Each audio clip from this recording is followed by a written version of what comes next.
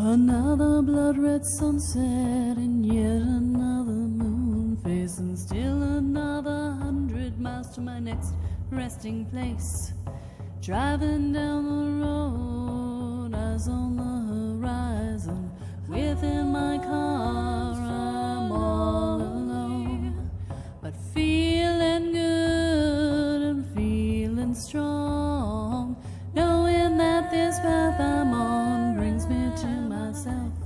I'm driving. Hey now all, this is the Spirit Doctor, Kelle Sparta, and you are listening to Spirit Sherpa, the show that helps and encourages you on your journey to unlock your magic mojo. Joey C is still on vacation. Must be nice. But with me again is Charlemagne Tremont, and we are going to be talking today about the Wheel of the Year. We're actually going to be finishing the Wheel of the Year, the series that we've been working on for a year. Go figure. And so I'm excited to have this conversation because we are going to be covering Sawain or Samhain. And that is my holiday because it is my birthday. And so my entire life has been about this particular holiday, which in the beginning was Halloween, but has evolved into Samhain celebrations as I've gotten older. So Charlemagne, I'm super excited to talk about this. And so it's, let's talk about Halloween first, because that's what people are used to. And let's talk about Halloween as it relates, as Halloween is it's like May Day is to Beltane as Halloween is to Samhain, right? It's been, there's a way in which it has the religiosity, if you will, has been taken out of it for public consumption of the masses for many reasons and in many ways. So we think about Halloween as ghosts and pumpkins and black cats and witches and spirits of the dead walking. And, and if depending on where you come from, if you are of particularly Mexican heritage, you will also know Dia de los Muertos, which is when you visit your beloved ancestral dead and go have a picnic in the graveyard. And still, it's right around the same time. Dia de los Muertos is often it stretches from usually October 31st through November 2nd is a series of days in which various celebrations are going on.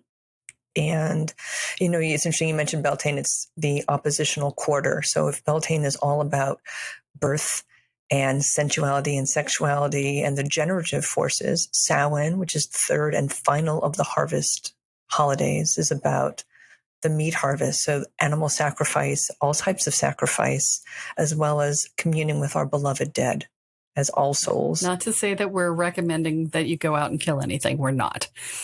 No. But this is what it was historically as in the process. But it's also the time when the veil is thinnest between the worlds, which is where you get the ghosts and all of that from. And why we're talking to our ancestors at this time is because the veil is the thinnest and we can hear them, they can hear us. It's amazing. We can get messages. It's wonderful. It's also an excellent time for that reason, for divination, all types of divination, scrying work, using mirrors, using bowls, using, just your own inner meditative power. Also, using systems, tarot, using runes, using seashells. There's any number of divination systems. And because the veil is so thin, we can call on our ancestors as well as our guides and guardians, spirit helpers. And they are very, very clearly able to be heard and connected with during this time. It's that numinous time, once we hit Samhain, between Samhain and Yule, when the sun returns, is reborn, we have all this time in the underworld to really journey deep within ourselves, deep within the spirit realm, also to get lots of messages. It's a wonderful time to be doing our dream work. It's a phenomenal time for meditation.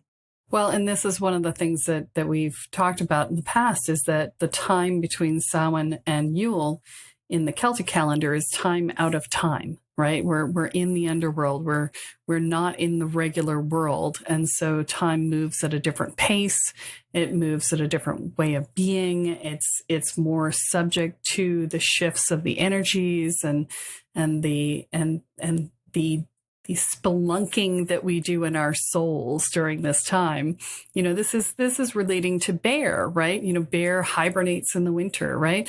And so we go within ourselves and we go spelunking in the void of our inner beingness to pull out those things that are standing in the way of our happiness, of our fulfillment, of our purpose, right? And, Kathy and I always joke because I was born on Sawain and Kathy was born on Yule. And so between us, we bookend this time out of time, this transformational time, which is why we have such synergy when we do the workings that we do together, is because of this sort of birthing chart thing.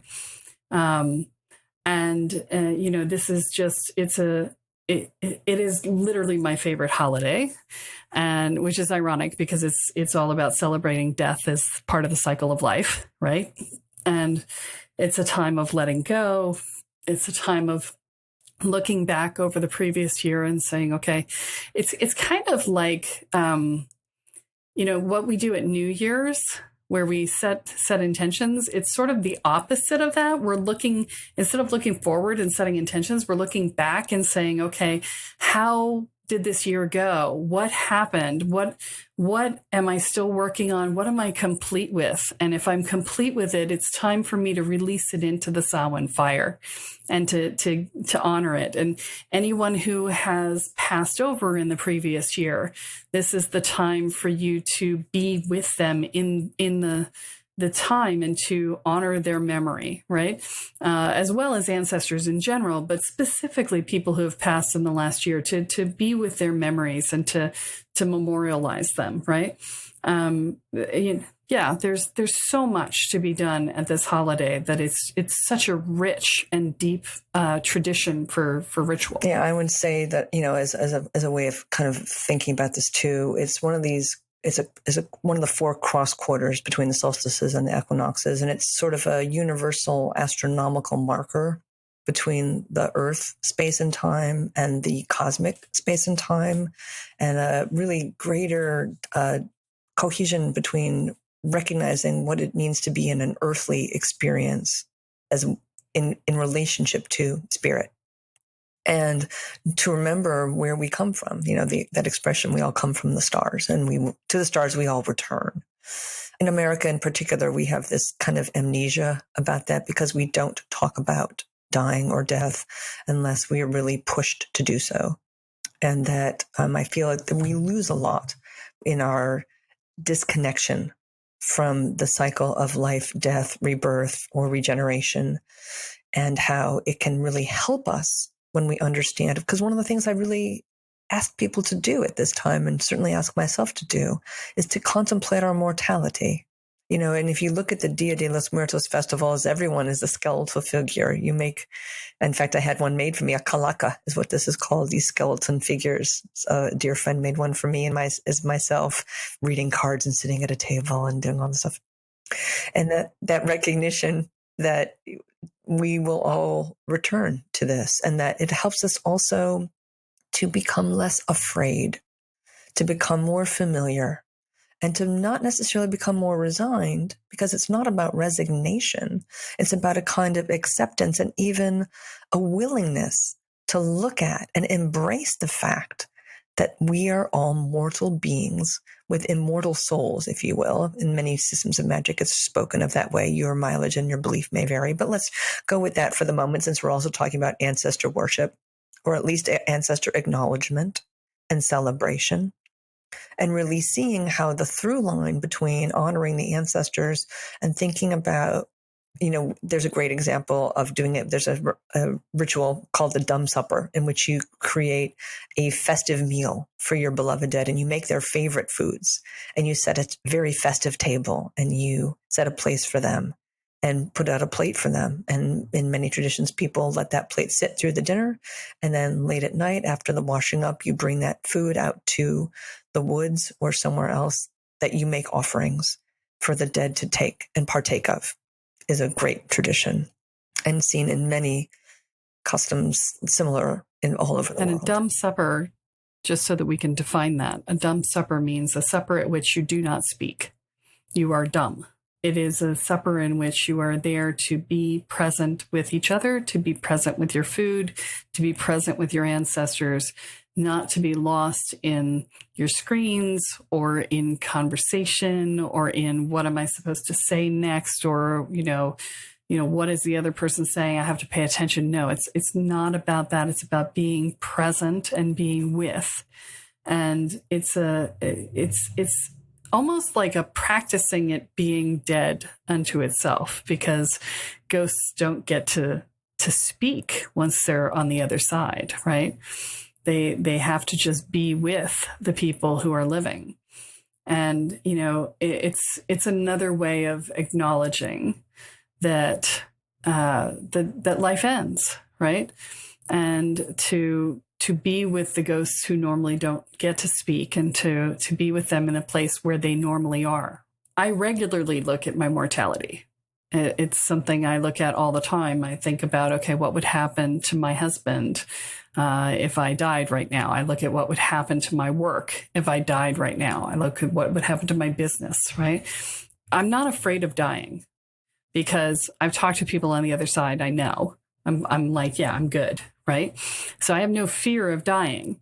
What I'm doing is I'm building a foundation for my life to live on when I'm gone, right? And so this is how I look at it. But a lot of us fear dying, or we fear, what if we get forgotten, or we fear, what if I didn't matter, right? And the only way to address those things is to look them in the face and to say, okay, well, if you want to make sure you mattered, well, then make sure you mattered, right? If you want to make sure that you're not forgotten, well, then make sure you're not forgotten, and figure out a way to do that, rather than just sitting there and going, what if, and being sad and feeling victimized by it. There are ways to fix it. The time of year that we're in, and this episode is coming out about a week before Samhain. And Samhain, by the way, runs somewhere between October 31st and November 3rd, depending on the year. And sometimes even as late as November 7th. Yeah. 5th. Yeah. Oh, 5th, 7th. Yeah. It runs, it varies pretty dramatically, right? So you'd have to look it up in your current year as to know which day it is. But you've got about a week to figure it out. For your own ritual. And I do this on purpose. I put these out early so that you have time to do them. And, for those of you living in Australia or New Zealand, or, on the other side of the hemisphere, if you're in Chile or, on the southern hemisphere, please keep in mind that Samhain for us is not Samhain for you, right? So, you're on Beltane when we're on Samhain. So, go listen to the Beltane episode instead. But this time of year brings us to our awareness of our own mortality, and a time for us to come to terms with it and to acknowledge that it's real. I mean, nobody gets out of this life alive. They don't. A thing that I like to frame that with is that we cannot possibly envision our continuance or the afterworld unless we can really deeply embrace what it means to be here fully.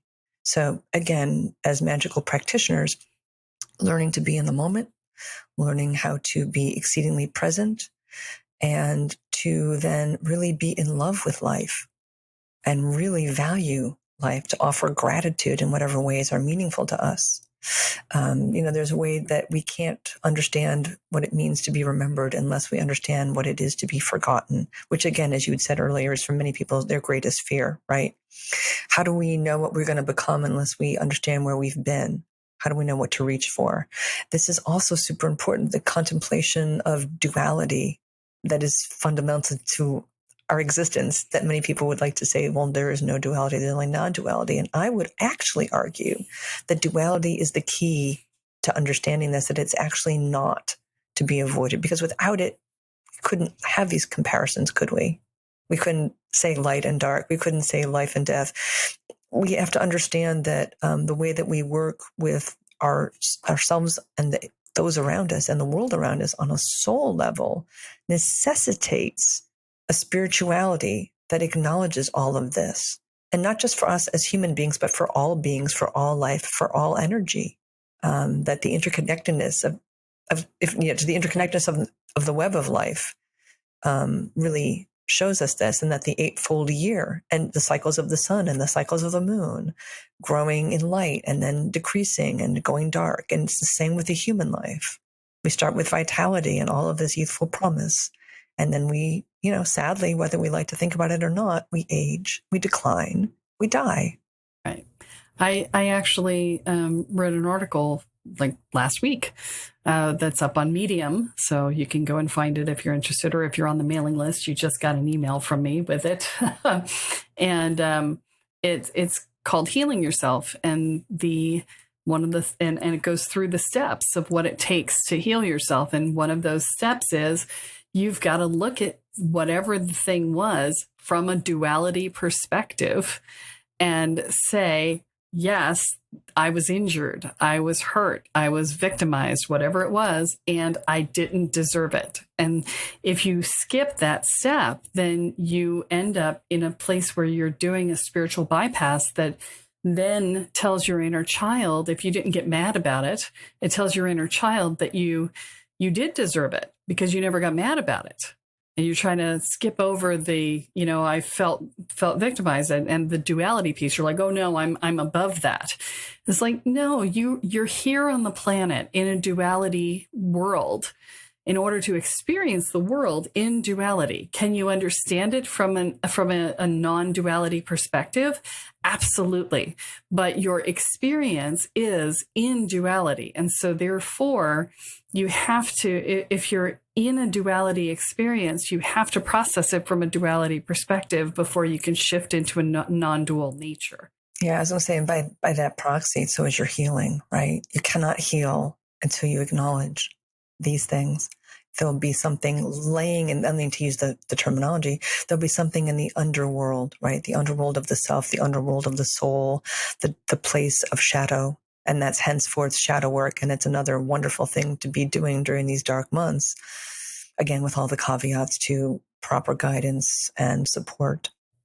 And to having done the first two steps before it, which are finding emotional safety and solidifying your sense of self. Because until you've done those two things, shadow work is a very slippery slope, dangerous thing to try, because there's as much likelihood that you are going to re-traumatize yourself as that you are going to heal. And so it's a crapshoot if you haven't done the work of the first two steps of finding emotional safety and solidifying your sense of self. And so, buyer beware on the shadow work piece. Everybody tries to skip into it and then they're just like, right. It's yeah. So, if you're drawn to shadow work and you haven't done the other two pieces, the Inner Peace 101 program is finding emotional safety. That's what it takes you through.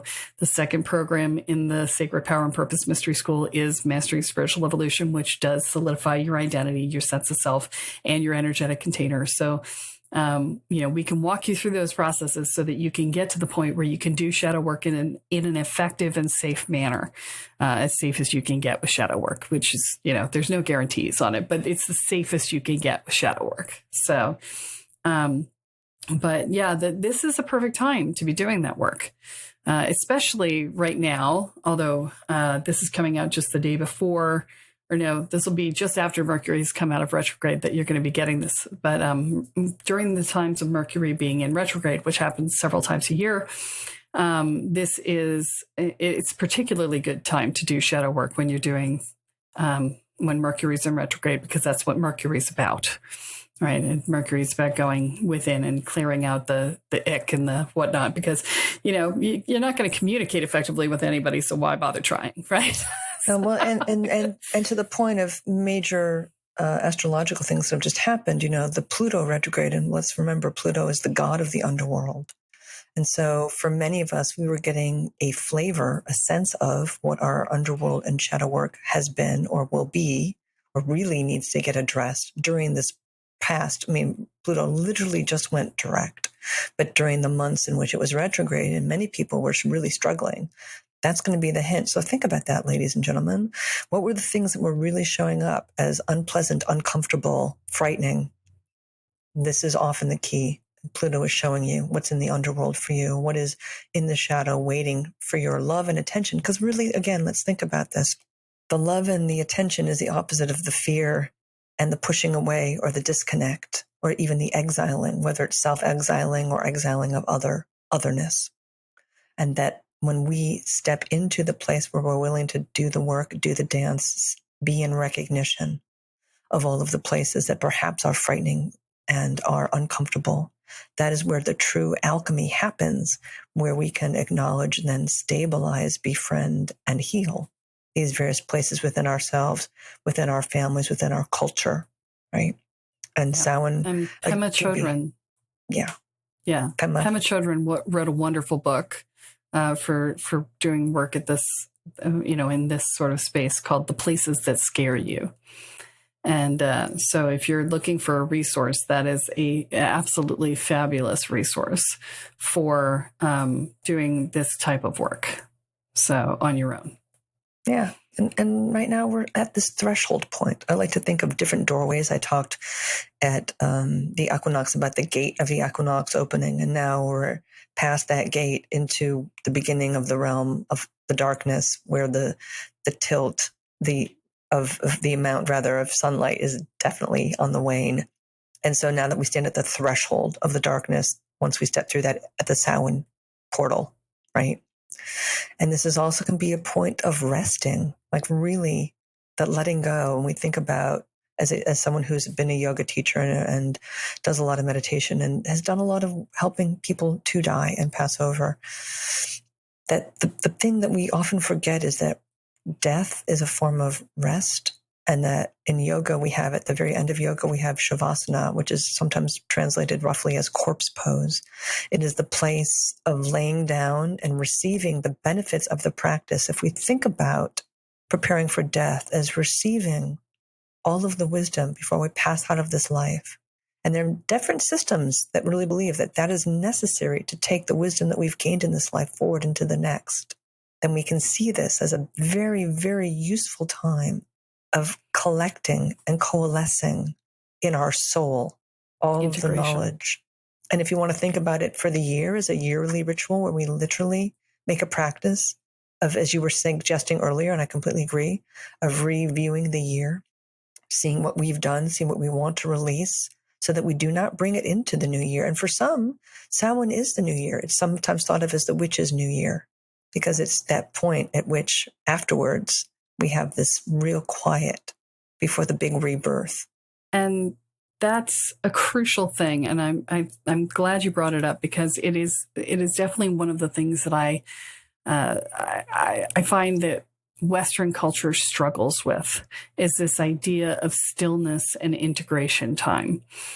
So many of the events that you go to are sort of like drive, breakthrough, drive. And there's no still point. And, one of the things that I made a point of when I was putting together Mastering Spiritual Evolution and the program that comes after Mastering Inner Healing, because they are long programs, because they are, specifically a year long or a year and a half long, there is built-in integration time. There's you're going to take a week off, do no spiritual work whatsoever. You're going to take some downtime to allow yourself to just be and let everything you've learned just sort of filter into your subconscious and order itself. That's what integration time is for. We go through a transformational process, and we need time for us to find equilibrium at our new space of being. And that's equilibrium in our identity, but it's also equilibrium in our energy fields. I'm working with some people right now, and as a function of the work that we're doing, their energy fields are opening and they're channeling so much more energy. And they're just like, I've got so much energy flowing through me and I don't know what to do with it. I'm like, okay, stop trying to open more and just be with what you've got. In fact, dial it back a little bit and be with that and just let your body get used to it, right? Because when you break things open, and sometimes that's how it happens. Sometimes you do it through incremental steps, and that's the kinder, gentler way for your body to do it. But sometimes we go barreling forward and burst through a block, and suddenly all this energy comes, flying into us, or we crack open our Kundalini and Kundalini rises, and now we're like buzzing and we can't sleep and right. And, the key is to just be still, to just be with the energy. Don't try to do anything with it, because you are not in a position to wield it until your body actually knows how to be with it. So don't try to do anything with it. Just be with it and let it run and let your body reacclimatize, because until it does, you're at its mercy and you want to be the one running it rather than it running you. And if you keep trying to do, you're going to end up blowing yourself up. And for those of you who've been here since the beginning of the podcast, blowing yourself up bad. And if you weren't here at the beginning of the podcast, go back to the beginning and find out why blowing yourself up is bad. Although, it seems self-explanatory, but I think there's a couple. Yeah, go ahead. Let me know. Yeah, go ahead. Okay, so I feel like, and also, it's interesting because it's sort of dealing with the duality piece of it. Like right now to say, and recognize that in this process, there is, whether we're conscious of it or not, there can be a fundamental dismantling of our perceptions of ourself and the world. And part of why this resting is important is it allows us to recognize also what loss means and grief means. And not just grief and loss in terms of death, but grief and loss in terms of what we've hoped for that maybe didn't manifest this year, what we've had to let go of, and to truly understand what it meant to us so that we can thoroughly let it go, completely let it go. Yeah, I also feel like it's really important to say this. Really make this a personal practice, not a practice where you're trying to move energy for the planet or for the country. I don't want you sitting there going, oh, we've lost so many people to COVID or, whatever. Don't do that. This is about you and about your life and about your experience. And so if you lost someone to COVID or to anything, then it's an appropriate thing to be sitting with. But to try and do it on a larger scale, you could sit with the loss of life as you've known it, because that's very personal. And it's, for all of us who've been through the pandemic and, life looks very different where we are right now. We're not even out the other side. So, that is appropriate, but don't go into the mourning for everyone and all that other stuff. That's a codependency that we have a tendency to do. And it's not your job. Everybody has their own place in this work, and your place is to do your work and to let other people do theirs and to not take on stuff for other people. Okay. So I really want to encourage you to keep this very personal as you do this work. Yeah, that's exactly. And that's part of what I was aiming at, is like, there's this, whether we acknowledge it or not personally, there is this fundamental, groundbreaking realignment that's possible for us once we do the true acknowledgement, which is hard because a lot of people struggle to fully acknowledge what things mean and to recognize loss or disappointment, because also our world has become so social media ready and it has to look a certain way. And we struggle to embrace when things are messy and things are disappointing and they don't go the way we want them to go, and not to think of ourselves as somehow a failure. And it's not that. Is it just, this is the pattern, this is what's showing up? And again, you and I have discussed this before, how many things to get out of victim mode happen for our good, not to us, for us. If we can see that and understand why. There's a huge piece in here as well about, compassion exhaustion, right? Where we've had so many things go so wrong for so many people. And, we're running out of compassion because we're just toast, right? And so I want you to also keep in mind that you're doing the best you can there too. And, give yourself a break if you are finding yourself to be less compassionate than you really would like to think of yourself as. There's fatigue, compassion fatigue is real. Compassion exhaustion is real, right? It's just like, I got nothing left. I actually made a T-shirt for my husband because I said my art projects are T-shirts, and I made a T-shirt for him recently that said, "Behold, my field of fucks is barren." It's like I have no fucks left to give, right?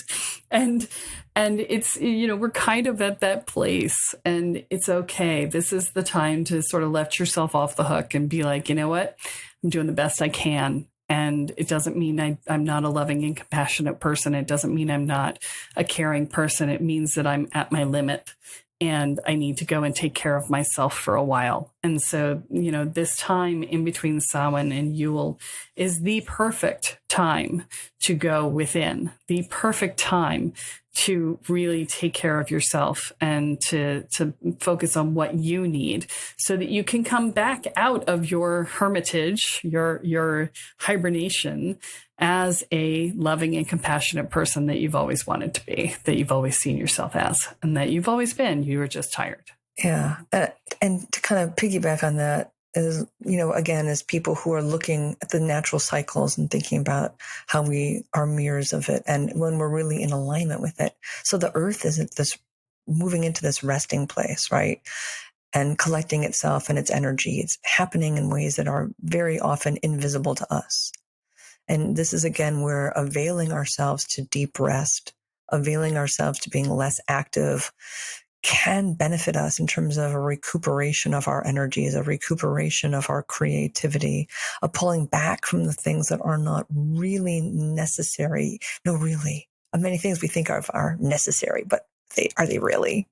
Are they really? I don't think so. And as women, I think as beings in cyclical bodies that outwardly give us signs of being in rest mode, and having a letting go and a releasing in terms of our bloods, our monthly courses, to put it, more genteelly. There's a way in which the holding, once we reach the point where we're no longer actively bleeding women, where that going within place now is the permanent state. There's still a rhythm, but it's a different rhythm, and it's a more of an inner rhythm. And so when they talk about women coming into their wisdom years, this is part of what that is. This is part of remembering the truth of our bodies, really holding and reflecting the same wisdom that the earth herself holds and reflects back to us, that there's always going to be the energy available to us later in the spring to push outwards. Though at this time, this going inward can be so rich and rewarding for ourselves. So that, like, as you were saying earlier, right, when we reemerge from our bear cave, we come back out far more energized, far more alive, and far more ready to meet that outer world, having given ourselves the space and the rest and the communion with our ancestors and the communion with spirit and our deep sense of self to really be more centered and alive to what is. Yeah, so we've got to wrap up because we've run out of time, and as you and I are always want to do, we could just talk forever. Let me see if I can wrap it up for us in this particular scenario. I think what I'm going to say is be in the stillness of your own internal wisdom. Allow yourself to breathe, be, release, and renew. Amen to that. And that's all we have for this week. Tune in next time when I share another episode on how to tap into energy, magic, and the spirit world. I am Kelle Sparta. I am here with Charlemagne Tremont, and you have been listening to Spirit Sherpa. So long, everyone. Bye. Thank you. Share without condition. Each smile I travel over 13,000 now. Spirit Sherpa is the sole property of Kelle Sparta Enterprises and is distributed under a Creative Commons BY-NC-ND 4.0 license. For more information about this licensing, please go to www.creativecommons.org. Any requests for deviations to this licensing should be sent to kelly@kellesparta.com. To sign up for or get more information on the programs, offerings, and services referenced in this episode, please go to www.kellesparta.com. This episode of Spirit Sherpa has been produced by Honu Voice Productions, with post-production by Christopher Wright. Into my home and my life.